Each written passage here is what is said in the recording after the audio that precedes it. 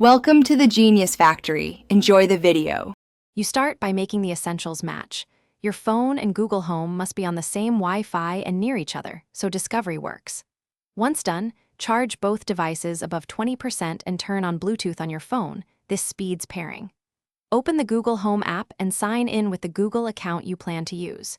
You do this because the app orchestrates setup, links services, and stores preferences, so sign in first. Then continue to let the app detect the speaker.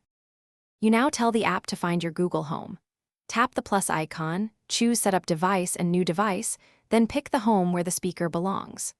Allow location, microphone, and Bluetooth permissions. These let your phone discover and communicate with the speaker during setup. When the app lists a nearby device, select its name and listen for the chime from the speaker. You confirm that sound so the app knows it matched the correct unit. This step connects device identity with your account and network. You finish by following the remaining prompts. Choose the Wi-Fi network, enter the password, assign the speaker to a room, and link preferred services like music or streaming. Make sure to set up voice match if you want personalized responses. This ties your voice to your account. Once complete, test basic commands. If pairing fails, reboot both the phone and Google Home, forget the device in Bluetooth settings, and restart the Google Home app. This simple reset fixes most discovery or network.